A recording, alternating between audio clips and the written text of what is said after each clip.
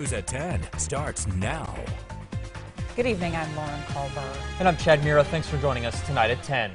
A woman held captive for 9 months as a teenager captivated a standing room only crowd at Minot State University tonight. Elizabeth Smart was taken from her family's Utah home in the spring of 2002 when she was just 14.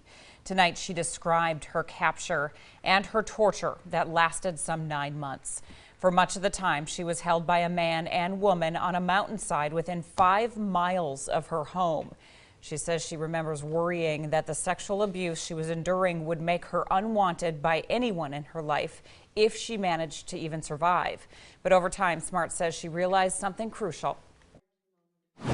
The one thing that they could not take away from me was that my parents would always love me. They could never change my parents' love for me. And when I realized that, I knew I had something worth surviving for. After her captors took her to California, Smart convinced them to return to Utah, a move she says that saved her life. Because as they were nearing the Salt Lake City area, the man and woman and Elizabeth were spotted by people in the town of Sandy, Utah. After first denying to police who she was, one officer saw through her fear and brainwashing and pulled her aside.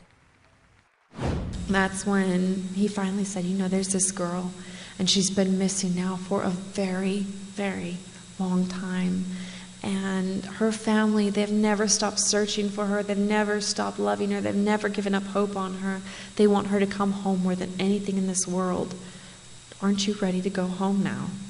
And it was finally only in that moment that I was finally able to admit who I was.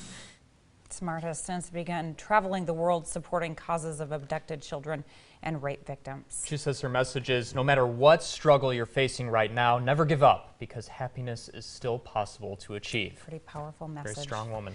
House Bill 1332